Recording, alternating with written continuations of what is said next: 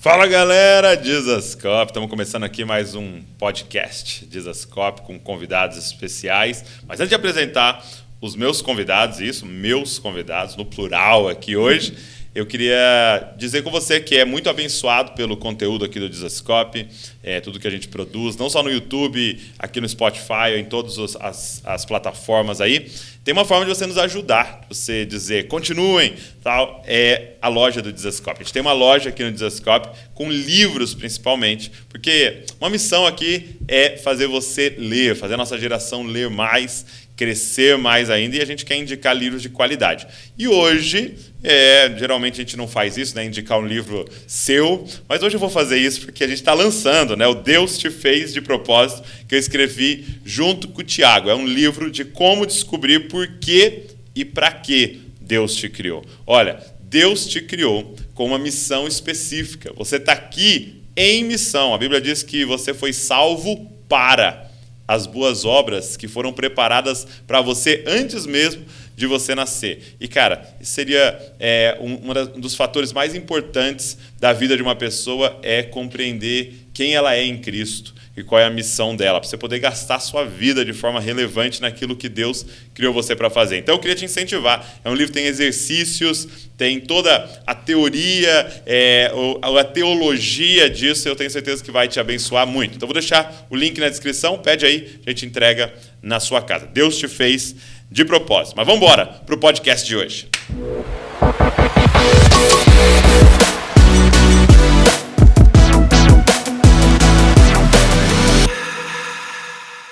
Meus amigos, os bravos. E aí?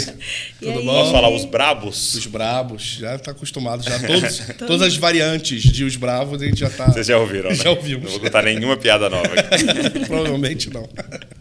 Muito bom, muito bom. E Bravo é sobrenome. Sobrenome. Bravo. Fábio Bravo. Dani Bravo. E aí eu casei e virei Dani Bravo. Virou Brava também. E é muito bravo mesmo? Não, cara, bem mansinho. Bem mansinho. Brincadeira. Fábio Manso. Quando ele vai pregar nas igrejas, ele fala, gente, olha, só o sobrenome, não sou bravo, fiquem tranquilos. E a galera morre de rir com ele, porque ele é muito irreverente. Muito legal. Vocês têm quanto tempo de casados? Cara, a gente tem... Vai fazer 12 anos agora em janeiro. 12 anos. Uau, vou fazer 13, ó. Estamos Olha pertinho. aí, Estamos pertinho, Muito legal. A gente se conheceu, na verdade, eu tinha 14 anos de idade. 14 anos? E aí eu olhei pra ele e falei, cara, vou casar com esse cara aí. É mesmo? Você vê como é que Deus foi bom comigo, né? Olha aí. A probabilidade... Mas era na igreja mesmo? Foi na igreja. E aí a gente esperou mais um tempo, né? Porque eu era muito nova, e a gente começou a namorar. Namoramos 5 anos, né? Sim. E aí casamos. Que doido. Eu conheci a Val com 12. Que doideira. E aí, mesma coisa, a gente era muito novo, não rolou nada, não namoramos nada. Aí com 17 a gente começou a namorar. E aí, com 20, a gente Mas casou. você já gostava dela também?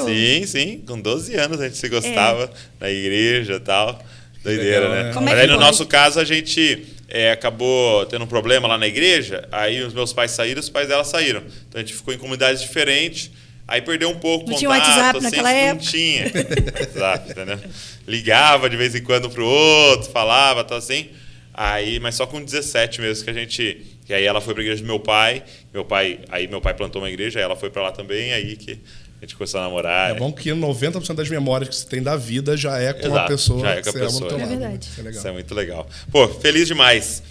Mas eu queria, primeiro, antes da gente entrar em alguns assuntos assim, específicos daquilo que vocês têm construído, como é que foi a história de vocês com Cristo? Porque eu sei que vocês dois já vêm de famílias já envolvidas na igreja e tal, mas como é que foi assim, o despertar de vocês mesmo, assim, experiência pessoal de vocês? Vamos começar. Pode começar pelo Fábio? Vai, Fábio. Então, eu sou filho de um pastor, né? Então, não tem aqueles testemunhos de... Não é ex nada? Não sou ex nada. Poxa vida. Mas cresci na igreja, meus pais, líderes, pastores e tudo mais. E com uns 10 anos de idade, assim, mais ou menos, eu tive... E assim, sempre num contexto de igreja nas casas. Meu pai sempre foi muito forte nessa questão do discipulado, igreja nas casas. Trouxe disso da Argentina junto com os irmãos de lá e tudo mais. E eu cresci nesse meio, né? Nasci nesse meio. Mas eu lembro que sempre tem um dia que marca, né? Eu tinha uns 10 anos de idade, eu fui num retiro da igreja e a memória que eu tenho é de não conseguir parar de chorar em momento nenhum do retiro, com 10 anos de idade. E hoje, eu vou te ser muito sincero, eu nem lembro o motivo que eu chorava, mas eu lembro que eu não parava de chorar de jeito nenhum. E as pessoas achavam aquilo estranho, né? 10 anos de idade. Então, eu acho que ali foi o momento da minha experiência real com Deus. Só que eu tinha 10 anos ainda, né? Então os anos foram passando. E aí eu lembro que quando eu deveria ter uns 15 anos de idade mais ou menos, no meio daquele mover, né, da adoração extravagante e tudo mais, que a gente é um filho disso, ali eu ganhei, eu acho que Deus plantou em mim um senso de propósito, porque de missão, assim. Então, eu tive essa experiência com Deus, mas eu era ainda uma criança e para mim ser crente era ser crente, tipo, ser crente ali, andar com os crentes, não falar palavrão. Tá sendo um gueto ali, né? Exatamente, e uma vida moral ajustada e tudo mais.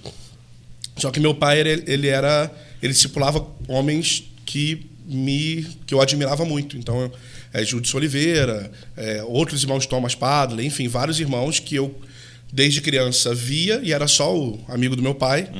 Só que de repente eu vi o que Deus estava fazendo através da vida desses caras. E aí quando eu vi aquilo ali, eu acho que Deus imprimiu um senso de missão e propósito, assim, tipo, eu quero usar você desse jeito também. E o mesmo ensino que o Júdice Oliveira, que é um cara que talvez a minha maior referência hoje, assim, o mesmo ensino que ele está tendo através de seu pai é o mesmo que você tem dentro de casa. E aquilo ali foi uma bomba para mim, assim, cara, eu preciso me lançar nisso, assim. Então é mais do que agora eu conheci o Deus, mas agora eu posso fazer parte da missão desse Deus. E aí isso abriu, ainda novo, uns 14 anos talvez, me abriu muito. Então ver essas experiências, e ali eu acho que foi quando eu comecei a realmente ter uma vida com Deus. Sim. E ter vida de devoção e começar a querer entender as coisas e tudo mais.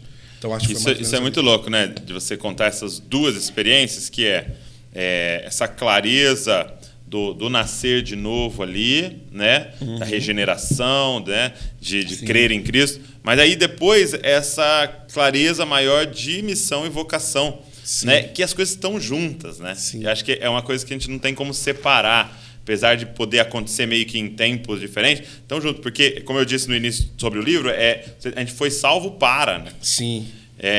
Uma coisa que a gente coloca no livro, eu e o Thiago, é que quando você começa a se relacionar com Deus, você descobre que Deus está andando. Entendeu? Ele está em missão. Ele está em missão. Então, se eu sou o filho, estou falando para ele que eu passo dias com ele, né, e que minha vida é se relacionar com ele, não tem como eu estar parado. Porque se separar, ele já passou. Nós somos um povo que está numa jornada, a gente está num caminho. Né? É um peregrino. É um peregrino. Dani. Isso aí. Diferente de Fábio, assim, eu não tenho um pedigree cristão. Não tem? Não tenho. Né? Às vezes eu olho o podcast assim, o pessoal falando, nossa, meu pai, minha mãe, não sei o que. É dois, né? Ou é meu pai, minha mãe, ou, nossa, tinha uma vida desgraçada, sou um ex. Isso aí. Exatamente. E eu venho, assim, de uma família que não tem uma tradição cristã, uma família católica, mas só nominalmente também, como todo bom brasileiro aí da década de 80, 90.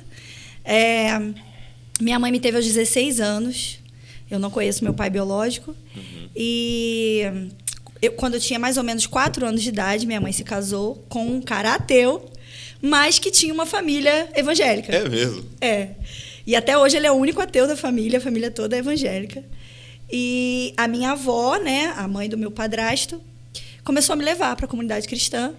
E ali, com 5 anos de idade, eu tive um encontro com Deus e comecei a levar a minha mãe junto comigo. Então você foi primeiro. Minha mãe começou a frequentar por minha causa. E aí minha mãe teve mais 2 filhos, meus irmãos também. Né? E hoje eu e minha irmã estamos na igreja. Minha irmã, inclusive, mora com a gente. E lá eu conheci o Fábio. Né? Mas a minha conversão foi mais ou menos assim, 5 anos de idade. Eu não tenho um dia específico que eu me lembre. Mas eu fui conhecendo Jesus e fui sendo mudada ali. Aos 9 anos, mais ou menos, eu me batizei no Espírito Santo e recebi palavras de Deus, assim, que Deus iria me usar como Débora, né, para liderança na igreja e tudo mais. E aí, mais ou menos, com uns 14 anos, eu conheci Fábio e a gente recebeu palavras de Deus também, de que Deus iria usar muito a gente junto. É né? mesmo? A gente sempre fala assim, né? Que não pode profetizar namoro, bebê, né? No São as dates, regras. no babies. regras. Né? Mas naquele momento alguém profetizou, não namoro em si, mas que nós iríamos ser usados juntos foi para minha abençoar a São nação. juntos aí. É. E aí... Isso, um detalhe, foi uma experiência bem legal, cara. A gente tava... Era um retiro também. Viu que os retiros marcaram Retiro nossas é vidas, forte, né, é. mano? E aí, a gente, antes da reunião começar, a gente não namorava ainda. Eu falei assim, aí a gente já tava naquele vai, não vai. Conversa. Aquelas conversas. Aí eu cheguei antes da reunião, a reunião começou o louvor lá em cima, eu tava lá embaixo ainda. Tava eu e ela, eu falei assim, e aí? A gente vai namorar, não vai namorar? Deu um checkmate. E aí, vambora ou não vambora? Eu tava Trucou. indecisa. E jurando que ela ia falar, não, vambora, porque tava tudo pra ali. Aí ela, não sei, preciso ouvir Deus. Virou as costas e saiu. Aí eu comecei a chorar, e tinha um amigo meu, Bruno. Chorar mesmo? Aí eu, mano, Ele chorou, vem cara. cá, abracei ele. Cara, a Daniela não me quer, mano. E eu achei que... E aí, com aquela tristeza, o tempo passou, a gente foi pro culto. Aí, assim, um no norte, outro no sul. Né? Entendi. Tipo, e eu assim, Deus, seja Deus. Seja Deus Seja agora. Deus agora. Agora é Agora é a hora. a tua hora. E aí nisso chegou um cara, que eu acho que ele era de Montemor na época, né? Lá, caminhava lá com o Andy, com a galera. E ele chegou atrasado ali no retiro, chegou já em cima da hora, não sabia quem era a gente, nunca tinha visto na vida. E aí ele chega e prega, e quando termina a pregação, ele vai lá no ouvido da Daniela e fala alguma coisa. Aí eu, Senhor, que seja... A resposta. Seja eu, que seja eu. E depois Fábio. ele vem pra mim e fala a mesma coisa. Tu saiu de mesmo? um, veio pra outro. É a mesma palavra, questão disso. Ó, isso aí você tá orando. É da vontade de Deus. Deus vai fazer isso. Ele não sabia que estava profetizando um casamento. Mas falou assim, mas isso que vocês estão orando, tá orando agora é a vontade de Deus. E Deus tem um propósito pra isso. E lá. E ali deu aquele, tipo... Se Deus está comigo, meu irmão, Meu Deus, agora... quem será contra mim? Exatamente.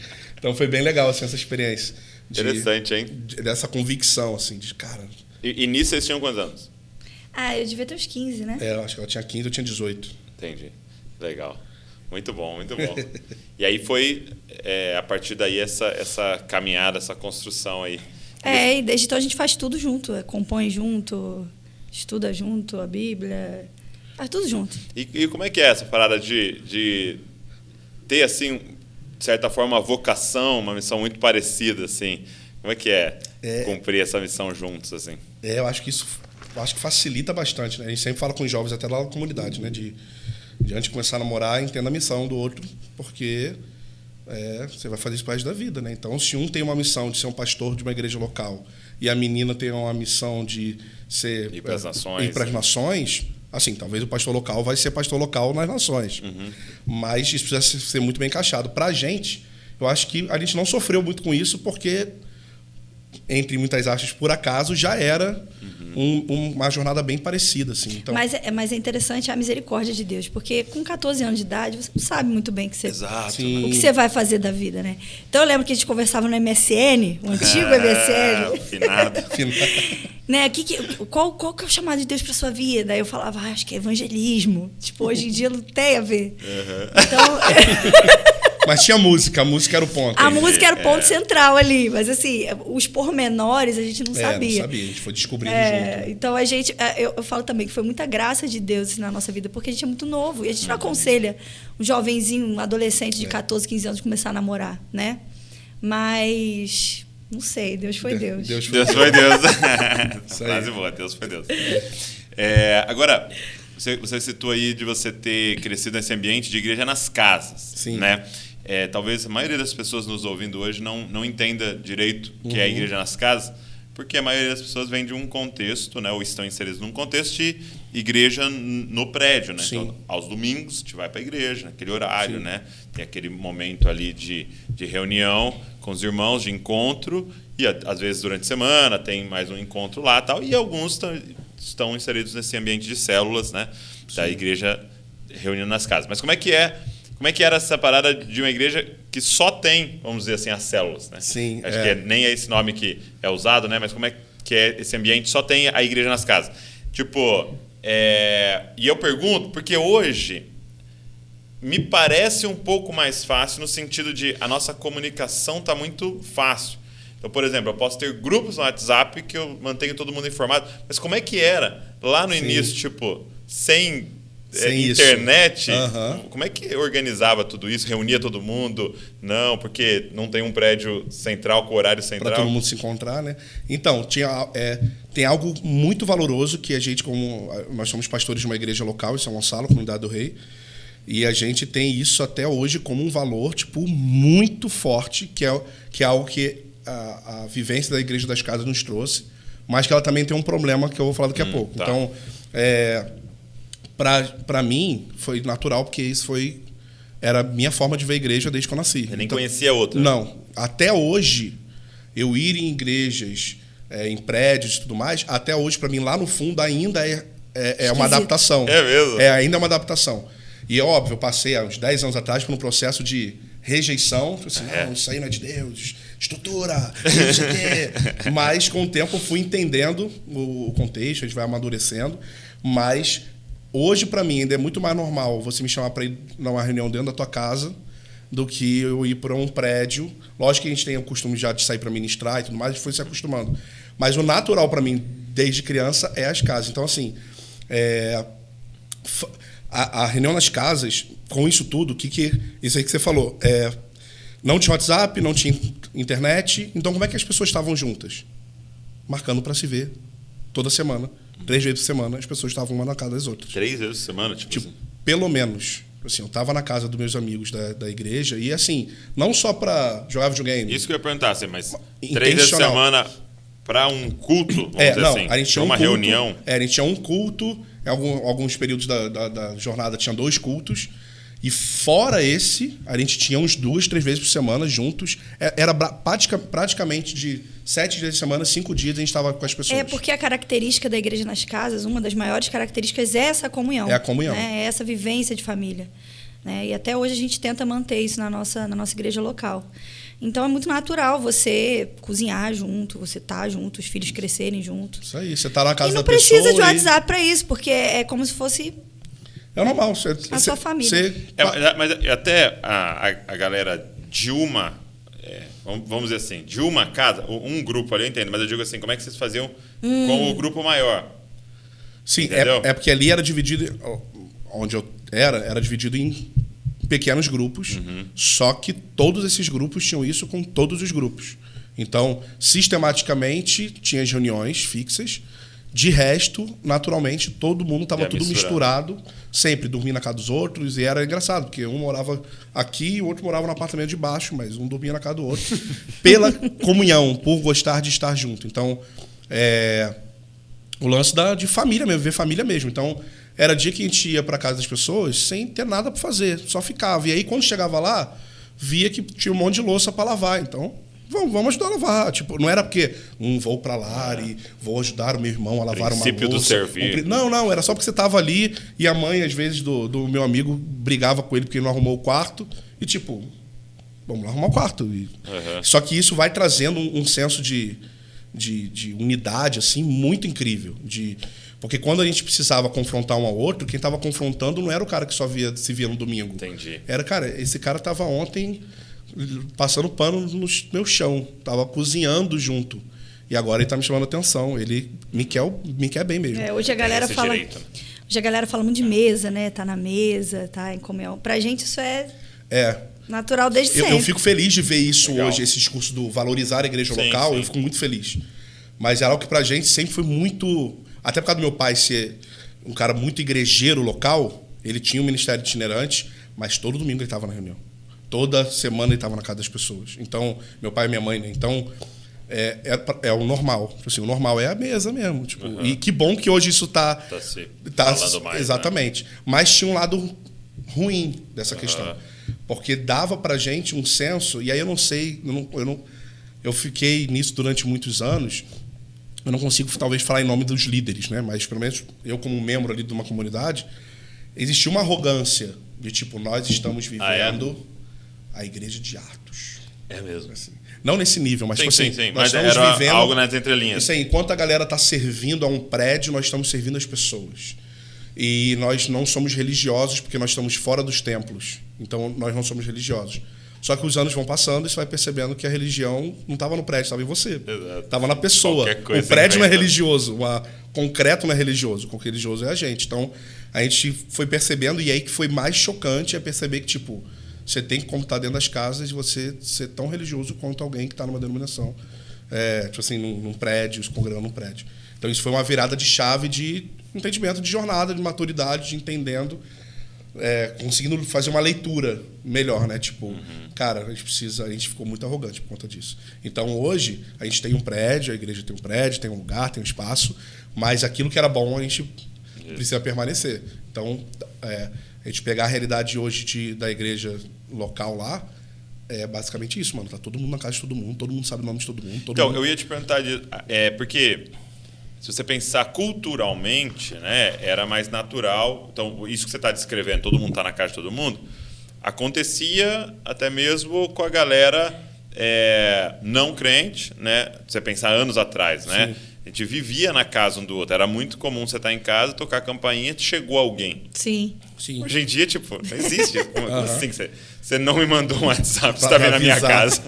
Lá a gente tem os irmãos que fazem isso mesmo. Né? Então, mas eu queria perguntar, como é que está hoje, né? Que a cultura mudou de certa forma, como o Brasil, né? Sim. Mudou. A gente se tornou muito mais reservado, assim, né?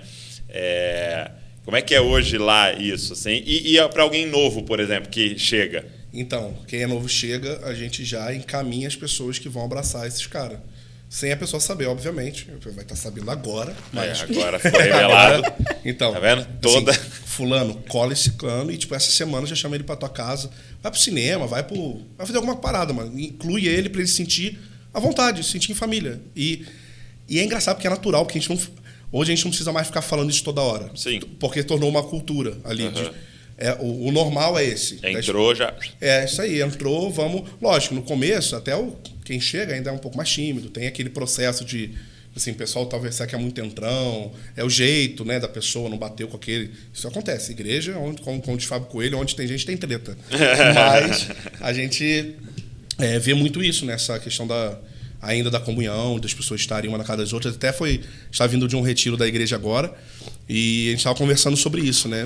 O pessoal falando, nossa, o retiro sempre tem muito problema, né? Líder sempre tem que resolver problema, porque sempre dá BO.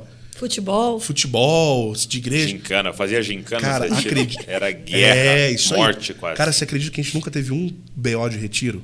E aí a gente começou a pensar agora, nesse aqui, conversando com os líderes, mano, por que a gente não tem BO no retiro? A gente não teve um problema, não tem um que brigou com fulano. Caramba. Por quê? E aí teve uma irmã que deu uma luz e falou assim, então, baseado em vários retiros que eu fui, o que acontece? As pessoas não se relacionam, e elas vão se relacionar porque elas agora estão 4 dias juntos no mesmo quarto. Vai dar problema. Exato. Agora as pessoas que estão lá já vivem retiro. Já vivem retiro, entendeu? Elas já estão juntos o tempo inteiro, elas já se zoam o tempo inteiro. Então não tem nem o tipo, fulano brincou comigo, e não tem, porque a galhofa lá reina. Então, tipo assim, é o estilo de vida da comunhão, da intimidade, da brincadeira, e ao mesmo tempo que você vê os caras que se pilham muito numa hora da reunião, tá um orando pelo outro, tá um liberando sobre o outro. Então isso é muito legal, isso acaba protegendo. Que demais. Isso acaba protegendo. Já foi resolvido os problemas antes, né? Já rolou os problemas Já rolaram antes. Os problemas no dia a dia. Eu lembro que em 2018, se eu não me engano, o Francis Chan veio ministrar no Livres, né? Na Conferência Juliano Som. Sim. E aí eu tive a oportunidade, eu e o Luca Martini, de entrevistar ele, né? Uau. Aí nós fomos, nós dois, entrevistar ele, aí ele fazia uma pergunta, Aí chegou a minha vez de fazer uma pergunta pra ele, né? Aí eu perguntei assim, cara, me fala uma coisa, como que você faz, cara? Você tem 7 filhos. Que louco. Você lidera uma igreja local, você escreve livro, você está no Brasil pregando. Né? Como é que você faz para lidar com tudo isso, tal, né? Com os filhos e a igreja local e tal? Aí ele deu uma resposta para mim assim, ele falou assim, é porque eu creio que privacidade não é bíblico. Uau. Muito bom. Exatamente. Muito. Isso vai de encontro a uma cultura individualista, né? Nossa. Americana, principalmente, que agora o Brasil tem abraçado, né? Por causa da tecnologia e tudo mais. Então, e hoje você está começando a ter uma cultura global, né? Entendeu? Tipo assim, essa porque é a os americanos, eles estão na ponta, né? De tudo que acontece. Eu acho que até por causa de tecnologia de Hollywood, das coisas, né? Você consegue estabelecer uma cultura meio que quase que global, né? Talvez a Ásia consegue se proteger ainda um pouco mais, mas mesmo assim já está entrando forte. Mas é louco, porque é uma cultura da privacidade, né? Uma cultura do meu espaço, né? Isso aqui é o meu Instagram, isso aqui é o meu, né, minha página, isso aqui é meu, não entra aqui, né? Isso é muito doido, né, cara? Exatamente. É uma área Que vai de restrita, né? encontro à cultura do reino, né? Sim. E a gente, como pastor de igreja local, precisa tentar estabelecer ferramentas mesmo que possam destruir essa cultura errada e formar na igreja uma cultura diferente, né? Então, por exemplo, uma coisa muito interessante é o momento de ceia, né? Que é o momento onde a gente pode compartilhar do corpo de Cristo ali com o irmão. Lá na comunidade a gente entende a ceia de uma maneira um pouco diferente. Quer falar, amor? A gente até a gente não inventou isso não, é óbvio. A gente tá. aprendeu muito com os Walkers, né? Com os irmãos. Que eu fui muito influenciado pelos Walkers desde de sempre, assim, por causa do meu Eles pai. davam ceia muito a sério. Então, e aí entende que não é tipo assim, a gente faz assim porque esse é o jeito certo. Não, a gente faz assim porque a gente entendeu que isso tem a ver com o nosso propósito. Tem a ver com o nosso propósito, faz sentido para aquilo que a gente tem vivido. Então, por exemplo, a gente não faz ceia no domingo à noite. Não. Nunca fizemos ceia reunião Só de domingo. Páscoa, assim, Ano Novo. No máximo. Isso Algo umas 3 vezes foi muito. Como que a gente faz normalmente? A gente tem os grupos caseiros. E esses grupos caseiros normalmente são as pessoas que têm mais relacionamento. Porque elas se veem ali toda semana, no grupo e tudo mais.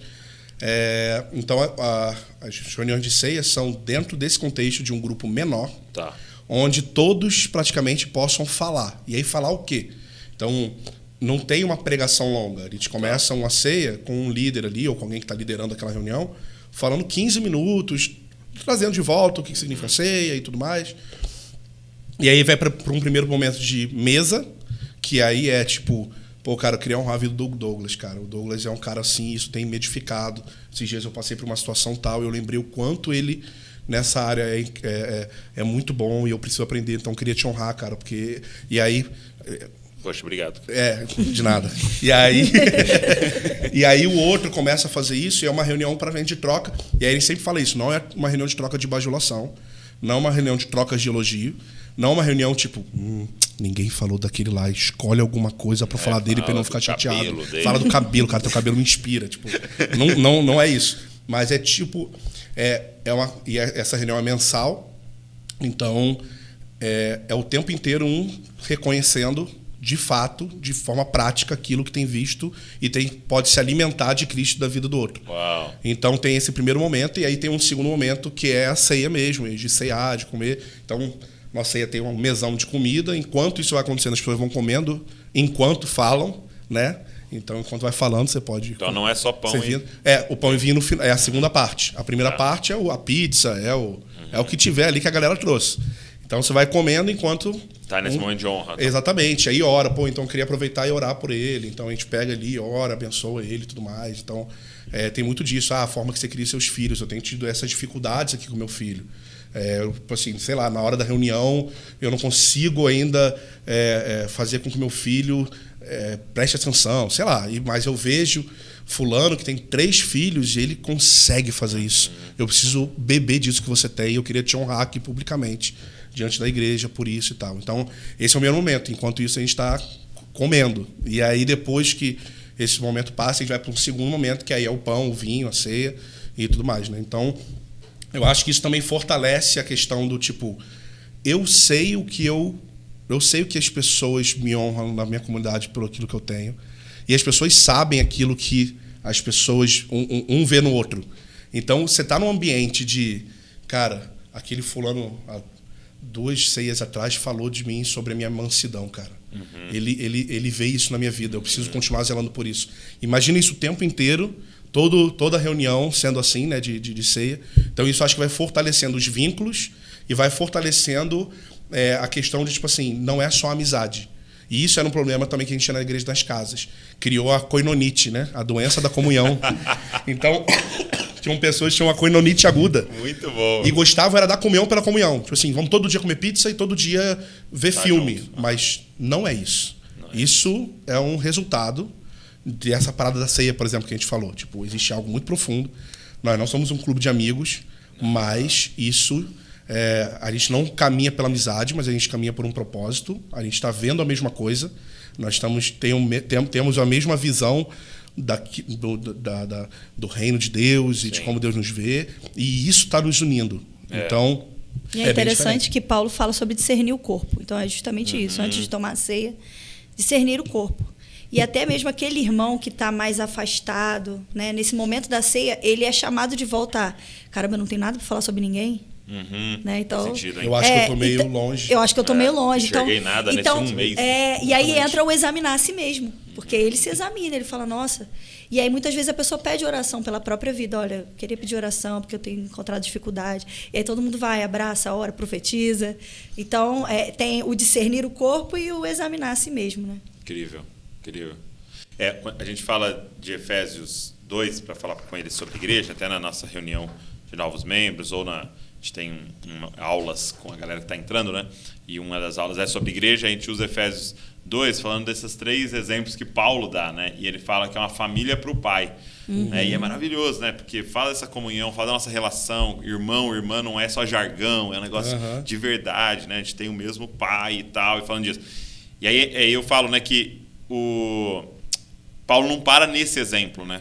Esse exemplo não esgota o que é a igreja, porque senão a gente cai nisso, nessa coinonite, né? Exatamente. Porque a gente é família, então vamos estar junto, vamos compartilhar e tal. Mas aí o segundo exemplo, mas é um corpo para o filho. E aí fala sobre cumprir uma missão, né?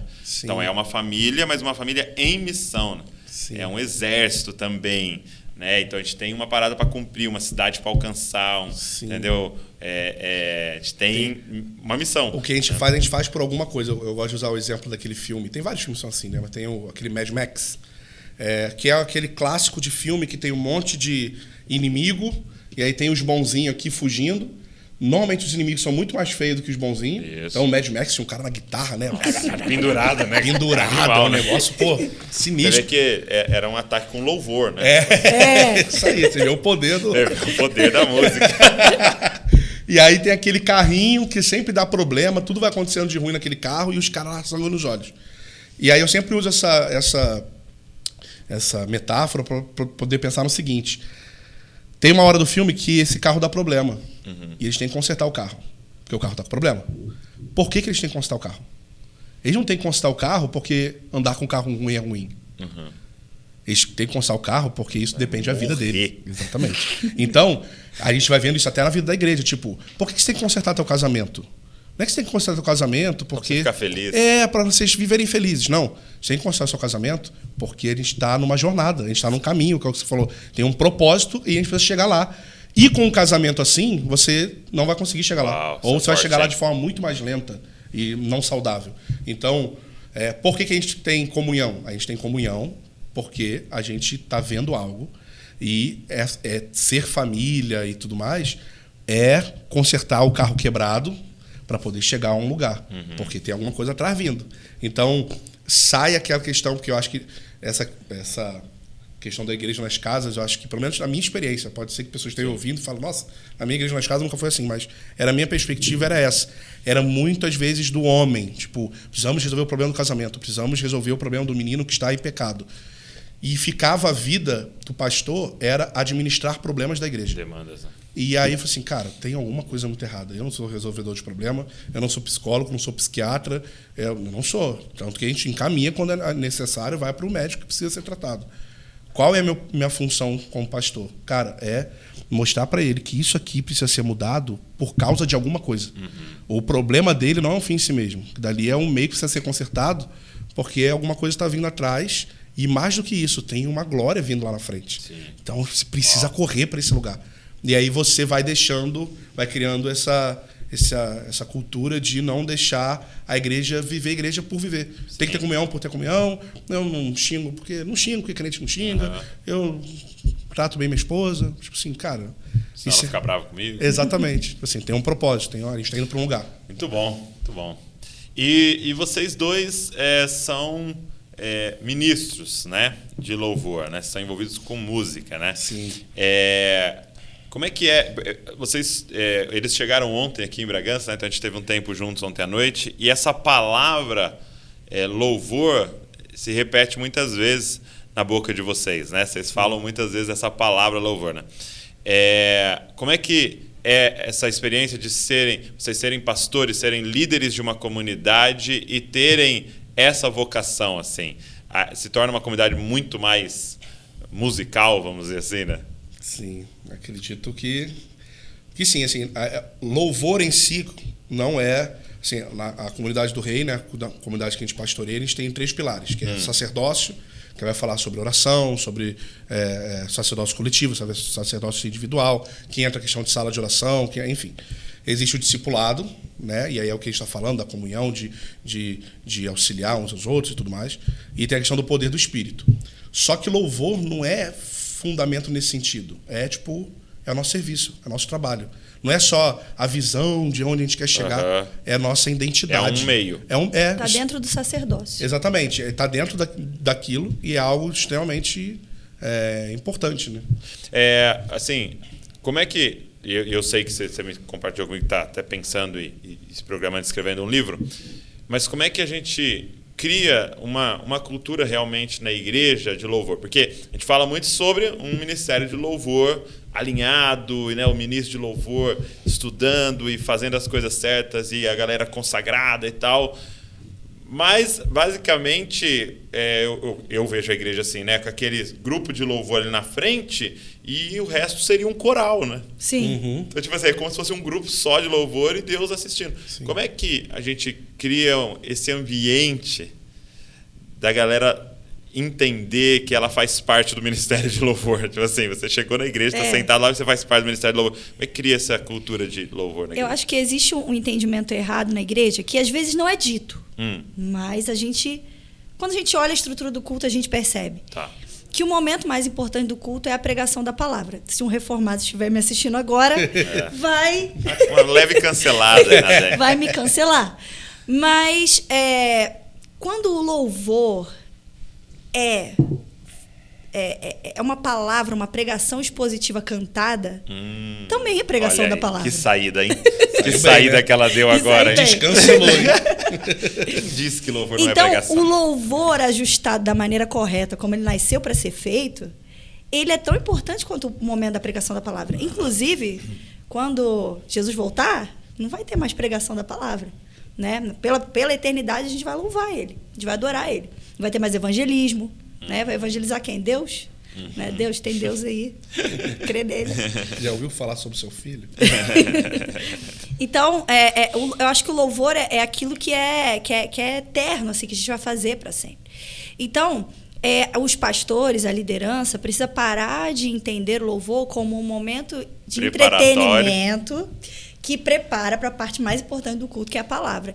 E o ministro de adoração, de louvor, escolhe ali três lentas, uma rápida, né? Aquela coisa que funciona, que dá certo, né? Em 40 minutos, para preparar. Então, a gente na comunidade, a comunidade do Rei é a nossa cobaia ali, né?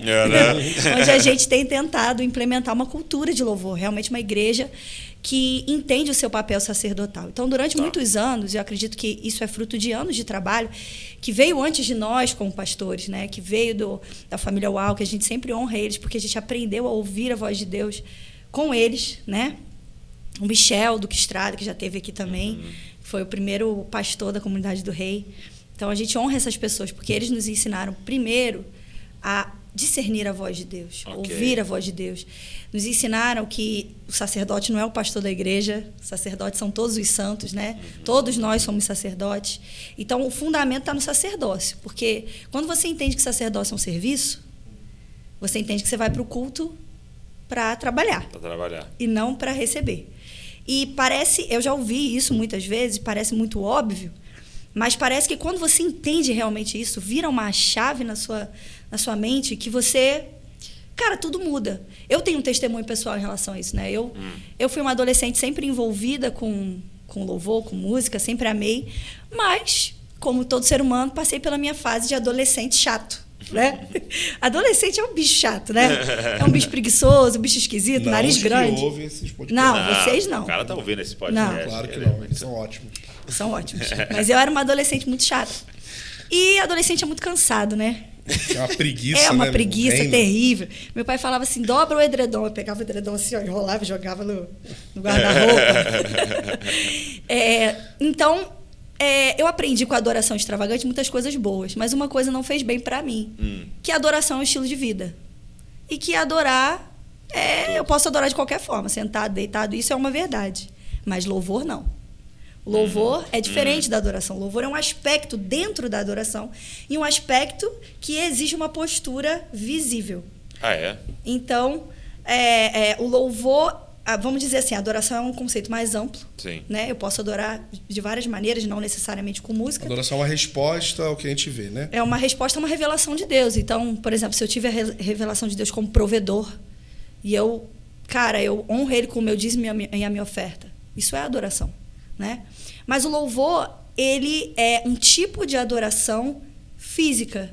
É um tipo de adoração que demanda que seja visto pelos outros. Pode ser cantando, pode ser batendo palma, pode ser de várias formas, com dança, com grito. Existem 7 palavras, né, no hebraico, na Bíblia, para descrever louvor. Mas eu, como adolescente, não entendia isso. Eu achava que tudo era adoração e eu podia adorar de qualquer jeito. Então, quando o culto estava meio chato, eu estava com muita preguiça, eu ficava sentada no culto. Meu pastor ficava, né, muito irritado com aquilo, porque os adolescentes ficavam tudo sentados no culto, né? E os adultos em pé adorando, os adolescentes tudo cansados, assim, com o olho fechado, assim, se envolvendo. Mas a preguiça não deixava, né? Era um soninho, né? E eu falava, mas eu estou adorando. Mas eu não estava louvando. Eu não estava colaborando como sacerdote para que houvesse uma unidade naquele ambiente. Porque o sacerdócio, não sei se para todos que estão ouvindo, mas para mim, pelo menos, eu sempre pensei muito sacerdócio como entra no quarto, fecha a porta e vai orar. Isso. Só que, além disso, o sacerdócio é um serviço, é um trabalho. E existe um sacerdócio coletivo. Exatamente. Né? Então, existe um trabalho a ser feito, existe um tributo a ser pago. Louvor é um tributo a Deus. Então, assim, precisamos pagar louvor a Ele. Então, Ele é digno de receber. Né? Então, não é... E a forma que a gente louva não é a forma que a gente deseja. É a forma que está escrito que Ele quer ser louvado. Então, tipo, não, eu sou meio fleumático, então o meu jeito de louvar é menos intenso e Deus entende. Será que Ele entende? Porque Ele te criou sendo fleumático, mas Ele disse nas Escrituras como Ele deseja ser louvado. Então, por exemplo, Ele falou que quer ser louvado com danças. E tem gente que Deus não deu a habilidade de dançar. Eu. Não, você dança bem. Faz alguma coisa pra nós. Por isso que ele não chama casal, tá vendo? Porque você fica caguetando. Então, assim, será que quando a Bíblia fala pra gente dançar diante dele é só pra quem sabe? Não. Ou seja, Deus programou que pessoas iriam pagar mico pra ele. Faz sentido. Se ele não te deu o talento e ele falou que você precisa dançar pra ele, pague mico pra ele. Ele é digno do seu mico. Ponto. Nem todo mundo é afinado, mas todo mundo canta. Exatamente. Não faça no microfone, pelo amor de Deus. Mas você precisa cantar, você precisa bater palma, você precisa... Então, não é a sua emoção do dia que te dita como você louva. Entendi. Mas é como ele disse que deseja ser louvado, é a forma que você deve louvar. E daí, quando eu entendi isso, aquele espírito de adolescente cansada, que achava que estava embasada teologicamente, né? Afinal de contas, eu estava adorando sentada na cadeira. Quando eu entendi que louvor é um tipo de adoração que demanda de mim uma expressão física, e principalmente quando eu entendi o sacerdócio coletivo e que eu precisava concordar com o ambiente, tudo mudou. Então, hoje em dia, eu não admito ficar sentada.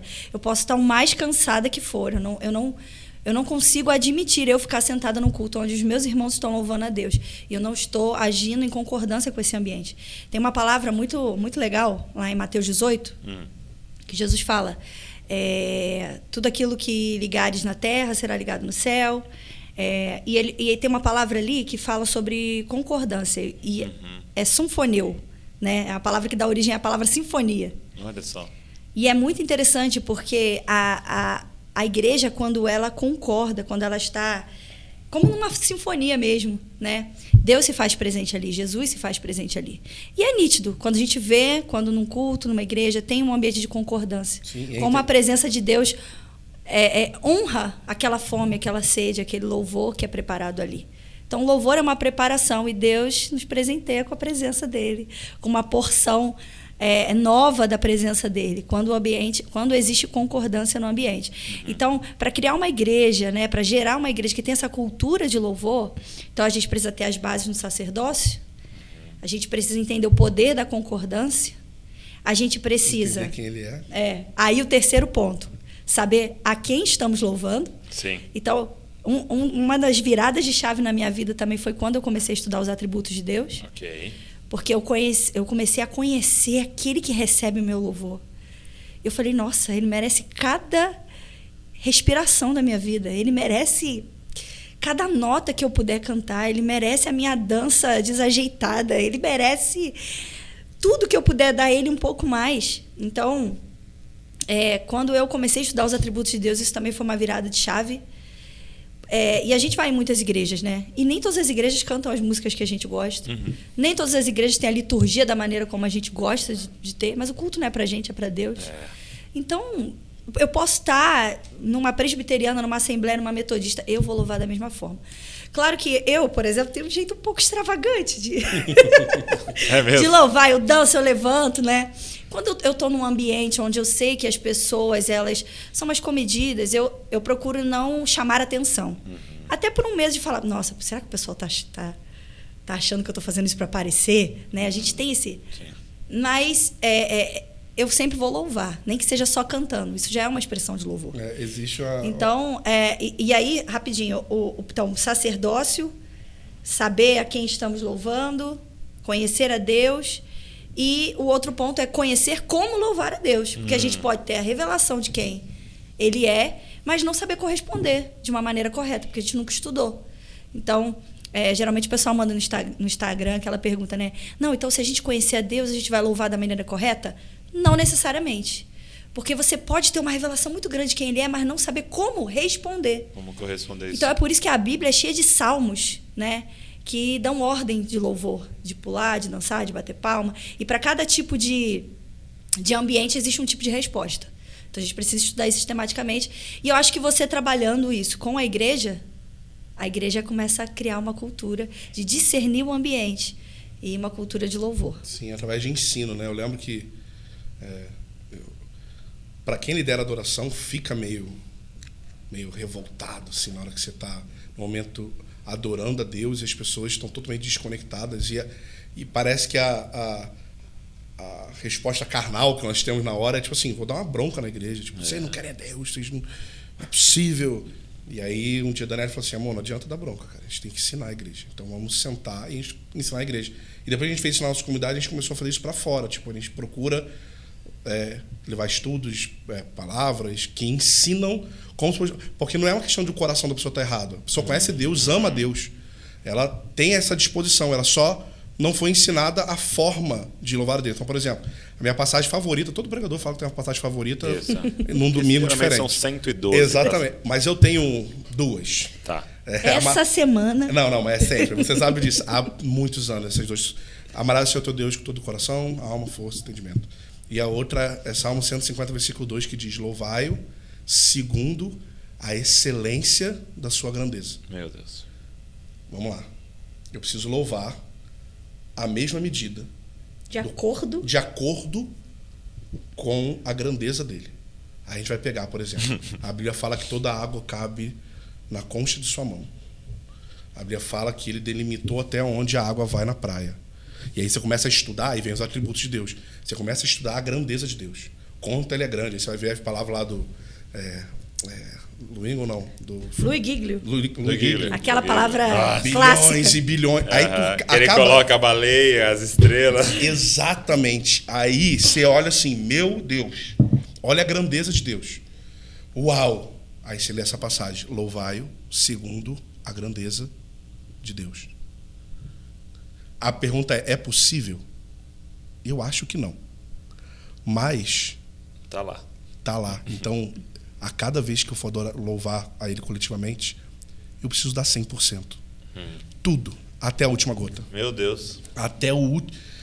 Eu não sei se é possível, isso não é responsabilidade minha. Você tá ouvindo, Eric? Eu preciso... Eric é a batera. Ah, é? Precisa ser até dar a última. E assim, não sei se dá pra perceber, mas eu sou meio gordo.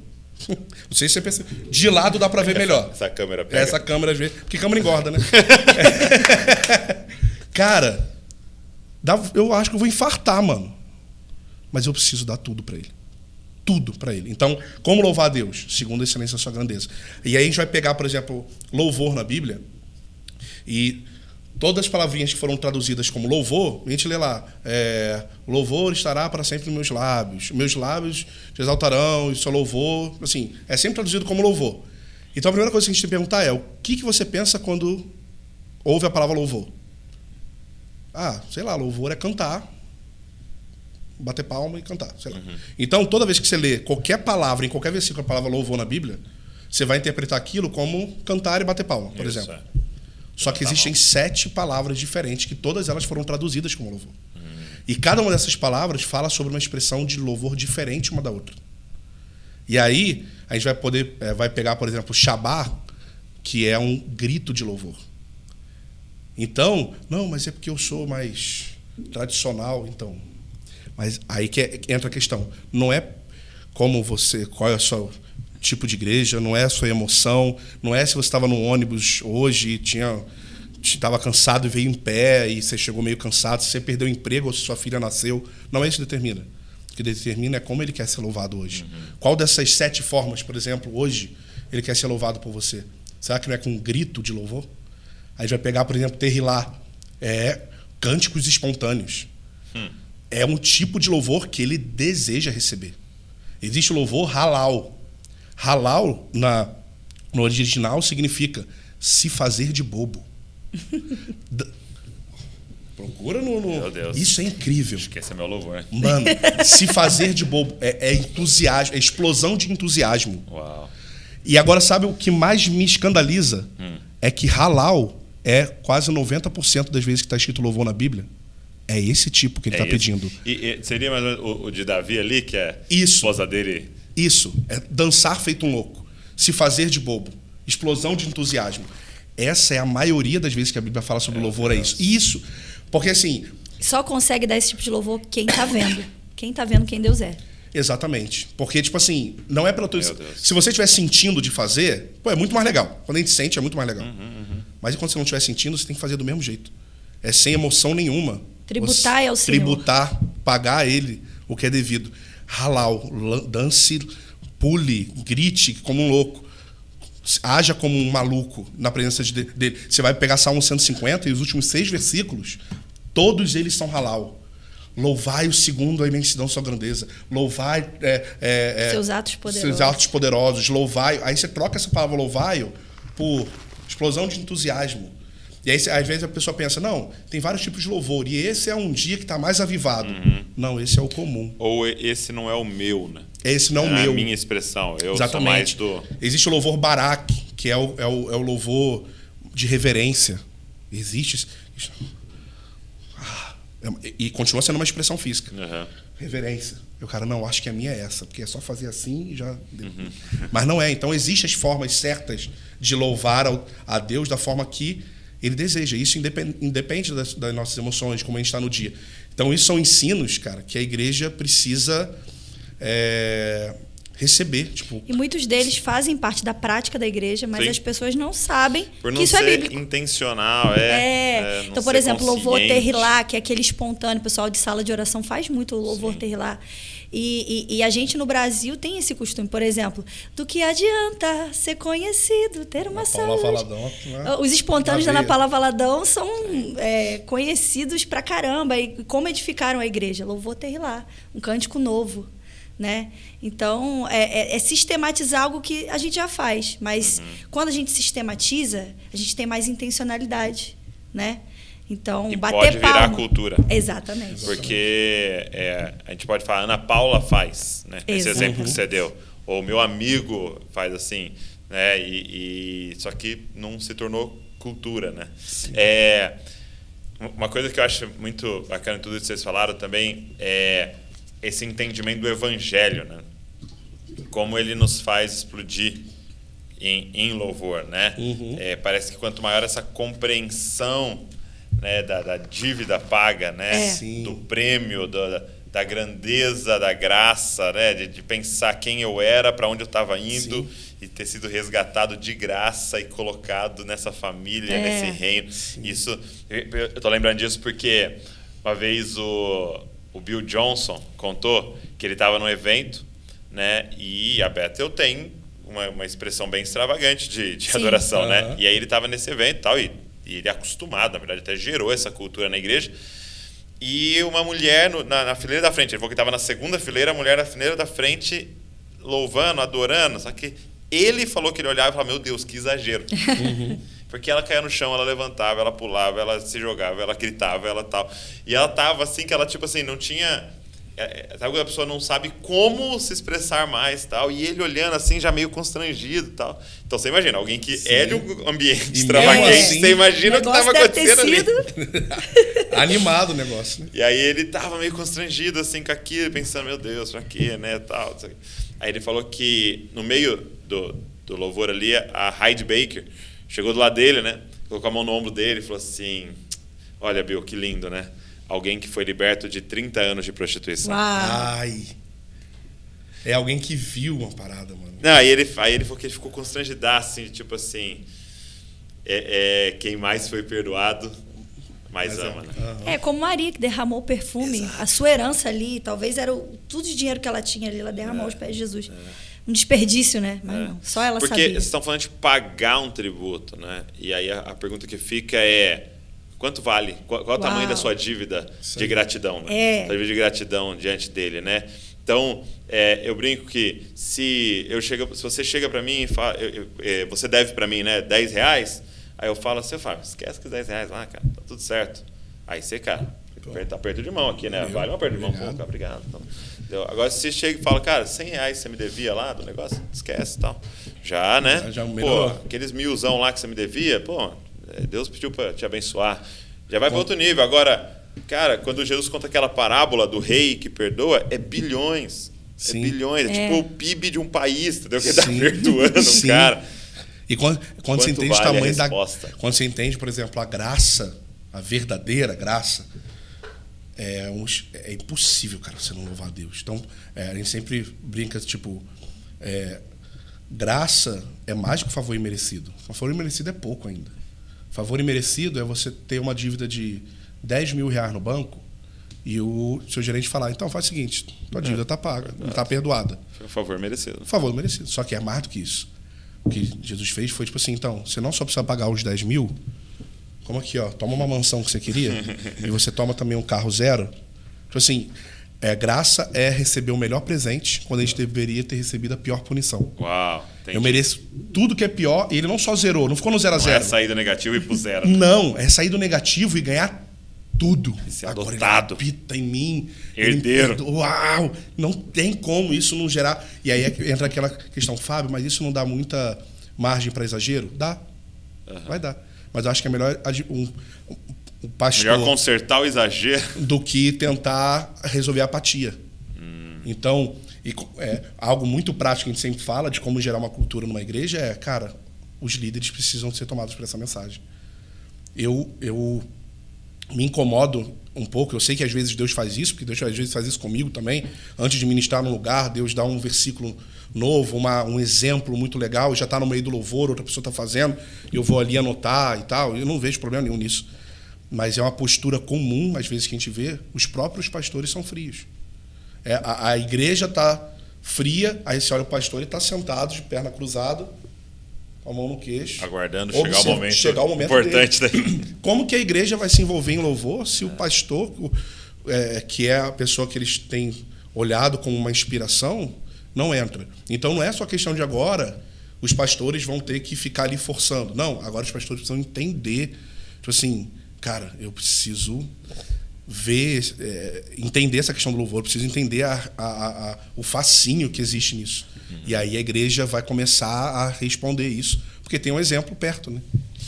Gente, precisamos desse livro. Então, se virem, entendeu? Ano que vem. Assim que vocês lançarem, vocês vão voltar aqui pra gente conversar sobre ele. Você que está nos ouvindo, nos assistindo, coloca nos comentários aqui, precisamos desse livro. Entendeu? Se virem. Faz o Pix. Não, Então, pré-venda já. Né? Então, se vira, eu te dou 6 meses.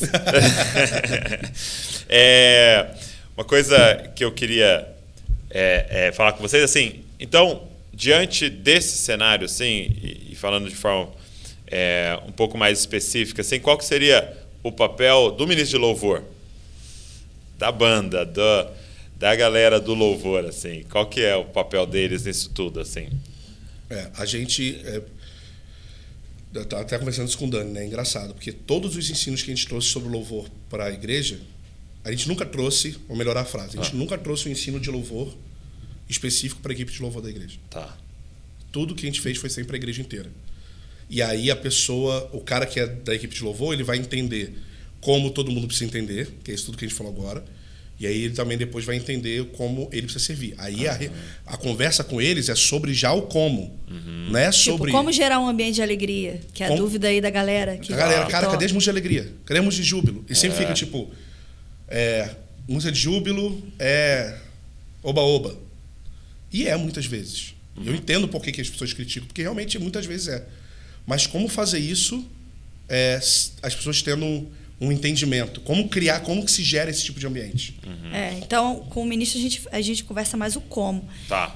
E porque o princípio é o mesmo para a igreja inteira. E ele está ali conduzindo a igreja nisso, né? Então, é como se ele fosse o moderador ali daquele ambiente. Mas é interessante que quando você cria uma cultura de louvor, às vezes a igreja puxa o líder. E aí ele tem que estar sensível para ouvir a voz de Deus e discernir o ambiente e ir junto com a igreja. Entendi. Mas ele é aquele cara que tem o zelo a preparar o setlist e o mesmo zelo para entender que pode jogar tudo pro alto. Né? Mas ele traz aquele direcionamento, né? Ele lidera os músicos, agora é para baixar, alguém vai orar, né? Agora bateria, agora você tem que fazer isso porque o ambiente está pedindo isso. Então ele é meio que um maestro ali nessa adoração coletiva. É um treinamento de música. O Fábio Coelho fez muito tempo isso, né?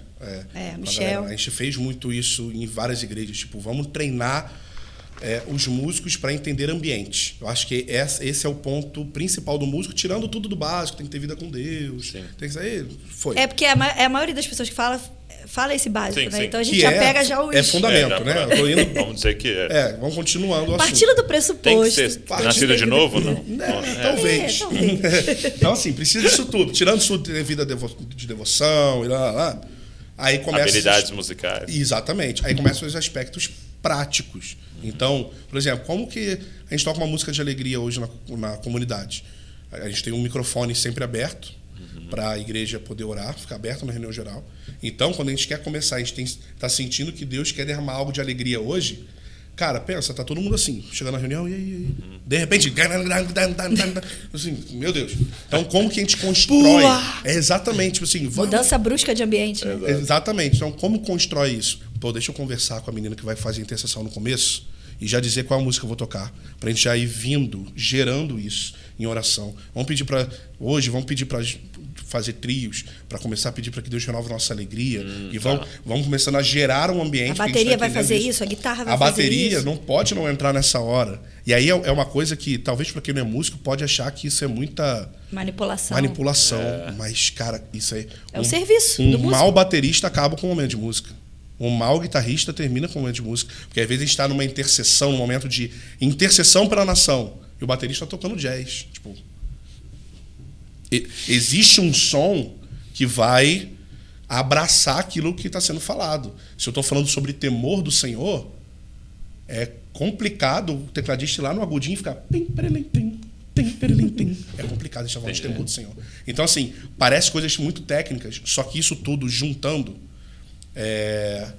você coopera para a construção de um ambiente. Porque aí entra no princípio da concordância que eu tinha falado. Então, Entendi. Tudo tem que concordar. O instrumento está concordando...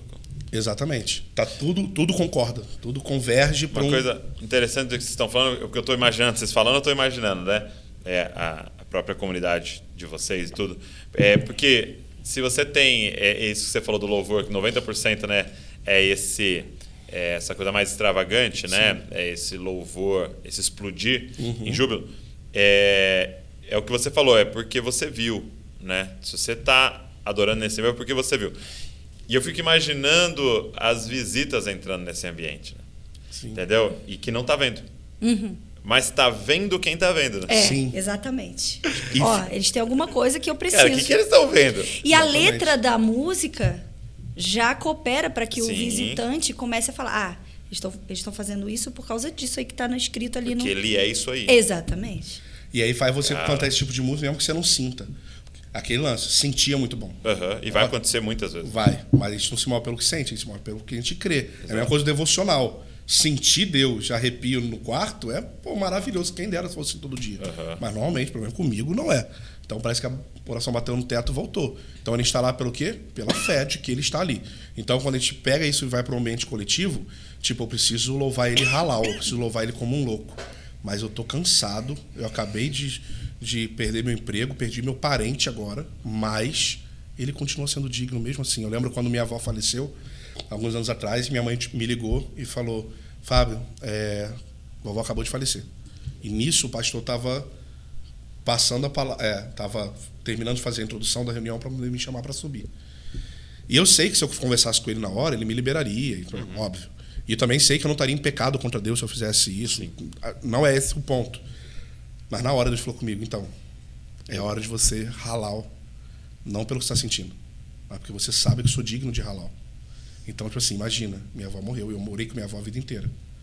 Não era uma avó distante, era uma avó que morou na minha casa, comigo a vida inteira. Eu preciso dar o meu louvor halal para ele.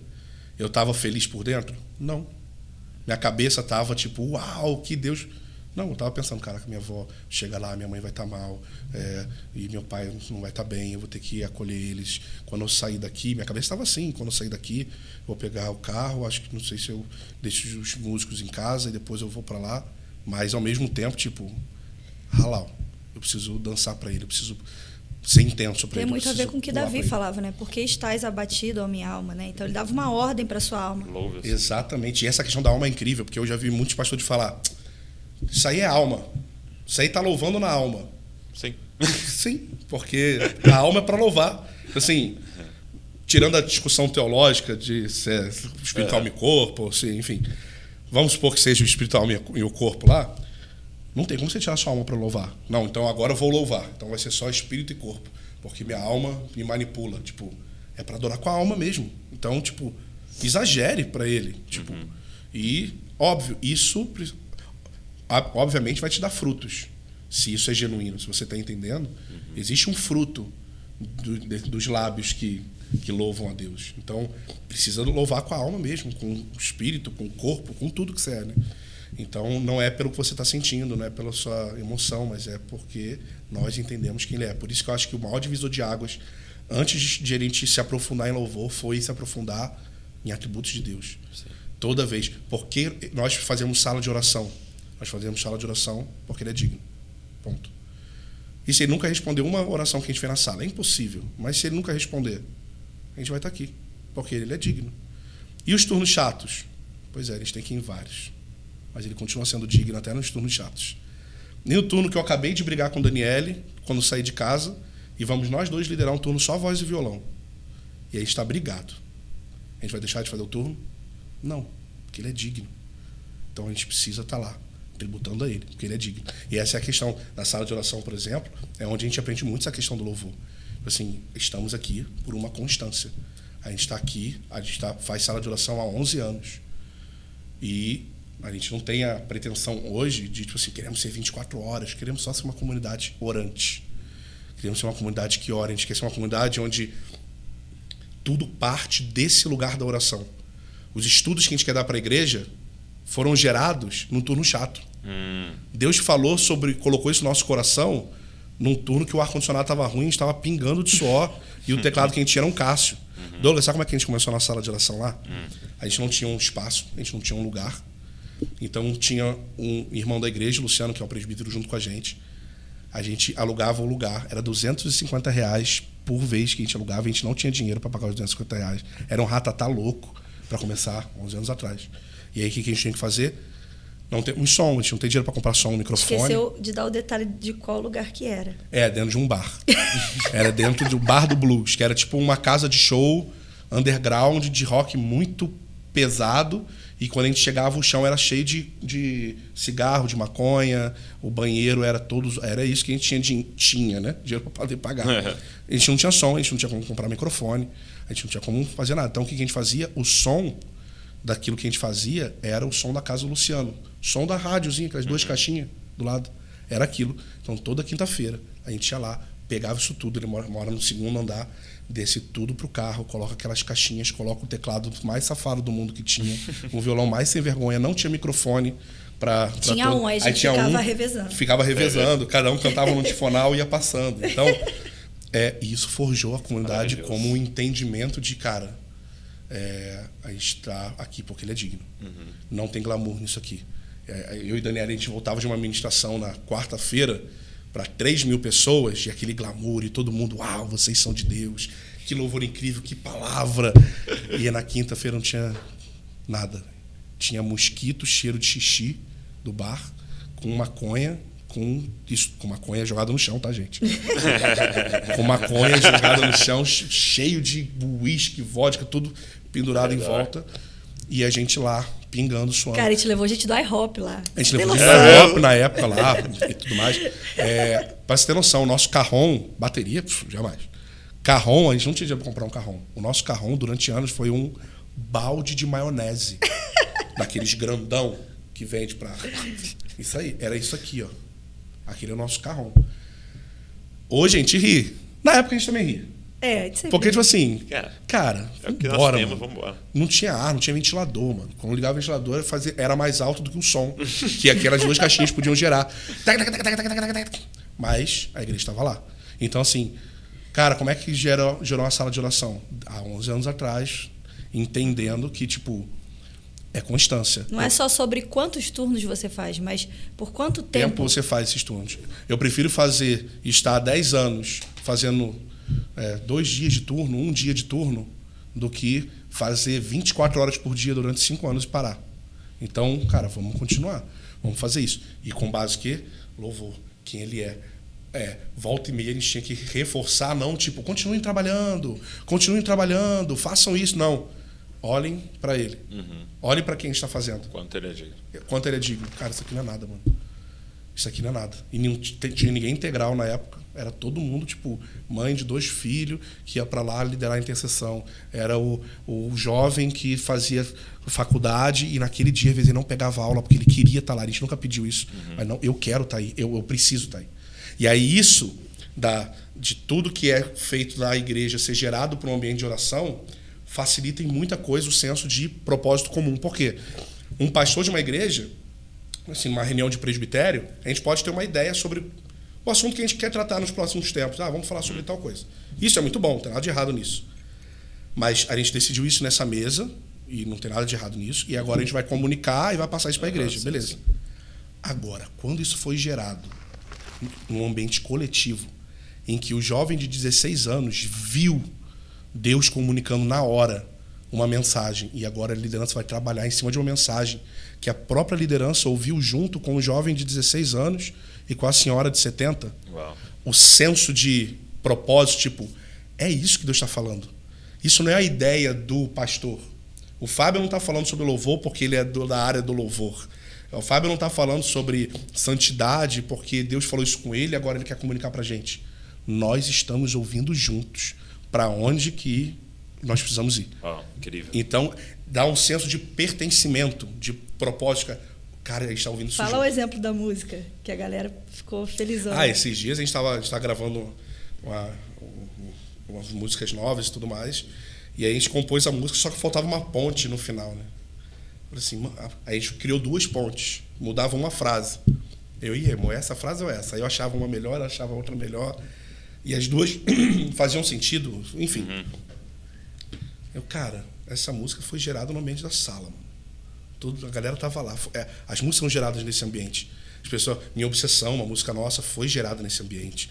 Então as pessoas estão ali. E a gente falou assim: vamos fazer o seguinte, vamos tacar no grupo da igreja, mano. Vamos ver o que a galera acha. Deixa a galera decidir. Opção 1 ou opção 2? Opção 2, democracia. Aí eu falei assim: meu Deus, tem um perigo disso, mas vamos ver. Você tinha que ver a alegria no domingo seguinte quando a gente foi cantar essa música com a escolha das pessoas. Tipo, eu faço parte disso que está sendo construído. A galera, os jovens ficaram olhando pra cá. Isso aí. Isso molda o que a gente faz. Escolheu a minha, a não a música sua. Isso rolou, claro. Isso aí. Óbvio. Claro. E como isso molda o como a gente trabalha em relação à música. A gente lançou um EP Minha Obsessão. E esse EP Minha Obsessão, todas as músicas são baseadas nos atributos de Deus. Então, sobre a grandeza de Deus, sobre todas as músicas foram de um período de estudo intenso da igreja sobre um assunto. Então, um senso de... Esse CD é nosso. Esse CD é da comunidade, mano. A gente está gerando isso junto. Voz. Exatamente. O primeiro EP que a gente lançou antes, que foi o Aviva-nos, foi a mesma coisa. Avivamento era o que a gente estava pregando na época. O Michel pregando muito na comunidade, a gente pregando sobre isso. A gente compôs Aviva-nos em 2012. Vem fazer o que não me fez. Essa música tá tocando até hoje, mano. Tem 9 anos que a música tá rodando. E a música foi feita em... Aí a gente fica brincando, né? Cara, foi feita em São Gonçalo. Num calor dentro de casa, mano. Com a igreja que tinha 15 pessoas. E ela tá tocando a nação. Tipo, qual foi o poder dela? O poder dela foi a genuinidade Vem do corpo. Vindo do corpo. A igreja estava cantando avivamento e a gente compôs o que a igreja estava cantando, que era o que Deus estava comunicando. Então, o poder que existe de, tipo, estamos construindo algo juntos agora, a gente vai lançar uma música agora, dia 26, Yeshua. E que alegria nossa, porque vai ser a primeira música que a gente conseguiu gravar com a igreja em volta. A gente não tinha conseguido isso ainda até tipo hoje. Filho. Aí a gente sempre falou, cara, é um sonho, sempre quis gravar um DVD. 26 de novembro? Em 6 de novembro. Aí, galera, sempre fiquem ligados. Fiquem ligados. A gente sempre quis gravar um projeto de vídeo, mas a gente sempre, como a gente tinha conversado até ontem, né, a gente era muito undergroundzão, não quero botar minha cara, Dorador sem face e tal. Mas Deus começou a falar muito com a gente nos últimos anos e a gente começou a fazer algumas coisas, só que sempre ficava no nosso coração, cara, eu queria tanto que a igreja, que o rostinho das pessoas aparecesse. Eu sei que isso é uma parada tão boba, a gente vê tantos líderes de adoração incríveis que já gravaram 40 clipes desse. Mas pra gente tem um peso do lance da família. Tipo, cara, minha família, olha o fulano ali, cara. Ele tá aparecendo, meu amigo tá aparecendo, aquele jovem tá aparecendo. Cara, isso é incrível. E cantando uma mensagem que tem a ver com aquilo que a gente está sendo construído, que a gente está construindo, né? Então, acho que esse é o poder dessa Qual que é o nome unidade. da canção? Yeshua. Yeshua. Muito bom. Que também é um lance só... A letra é praticamente só falando de quem ele é, né? Então... eu gosto sempre de perguntar isso para a galera que vem, e vocês falaram bastante dessa temática dos atributos de Deus e tal, mas não só sobre esse tema, mas quais foram, vou deixar vocês falar cada um 3 livros. E foi generoso. Foi generoso agora. Porque são 2, né? Não, geralmente é 3 para um convidado. É verdade. Mas aí difícil, mas não. Mas assim, e não precisa ser também 6 livros, mas assim, livros que foram muito importantes na caminhada de vocês e da comunidade, assim. Sim, vai começar mesmo. Pode começar, que me dá mais tempo para pensar. Eu tentei jogar essa para você, para poder fazer isso também. Bastante. Mas vem de vier na cabeça. Eu não vou querer ser bonitão, não. Eu não vou querer ser teólogão, não. Eu vou querer ser o que mexeu comigo, mesmo exato. Que hoje talvez seja um livro que eu nem leria no sentido, tipo assim, nem é profundo o livro, cara. Mas ele mexeu muito comigo. Um desses livros é um livro chamado Vem Andar Sobre as Águas. Vem Andar Sobre as Águas. Isso aí. Então fala lá da Jesus chamando para poder Pedro para poder andar e tudo mais. É sobre isso o livro. E como esse livro mudou minha perspectiva de tirar o meu medo para realizar propósitos de Deus para minha vida. Tipo, sai do barco, vai. Vem Andar Sobre as Águas. Vem Andar Sobre as Águas. Um outro livro foi o... Meu Deus. Jesus do céu. É muita coisa, né? É muito livro. Dois você fazer o ranking, né? Então, ranking é mais então vou falando. Deixa ela você. falar. Vai. Eu já tive tempo para pensar. Bom, um livro que me tocou muito, apesar de não ser um livro nada inspirativo, é O Ser de Deus e Seus Atributos, do Heber Campos. Tá. Que é um livro mais sistemático ali. Então, como é o nome? O Ser de Deus e Seus Atributos, de Heber Ser Campos. de Deus e Seus Atributos, ok. Então, é sobre os atributos de Deus. Acho que é pela editora Fiel. Nesse livro eu comecei a estudar os atributos de Deus e ser fascinada, assim. Um outro livro que nossa, todo mundo tem que ler, é Deleitando-se na Trindade, de Michael Reeves. Deleitando-se na Trindade. Deleitando-se na Trindade. Vai anotando aí, gente. A revelação de Deus como Pai ali é incrível. Assim, né? E nessa relação trinitária é maravilhoso. E o terceiro livro... é difícil só 3, né? Você está traindo o outro. Exatamente. Como que eu não vou falar desse? Olha, eu vou botar um livro que é recente, então assim, não fez parte da minha história, mas eu acho que tem tudo a ver com aquilo que a gente faz com a comunidade. Que é Não Apagueis o Espírito, do Fábio Coelho. Sim. Esse livro, ele é... Aí, Fábio. Moral, hein? Que moral, Faz cara. o Pix com ele, por favor. Esse livro, ele dá todas as bases para uma igreja profética, para uma igreja crescendo profético. Isso tem tudo a ver com louvor, né? Então, acho que esses 3 aí... Já dá um caldo bom. Nossa. eu falaria desse também, porque talvez o assunto que eu mais ensinei na minha jornada foi dons. É mesmo? Então, desde criança, eu sempre fui muito fascinado sobre a sobrenatural. Eu sempre fui do cara da cura, do profético, do não sei o quê. E eu li muitos livros gringos sobre. E cada um tem suas partes boas, as partes que eu não gostava muito testemunho, não sei o quê, o outro.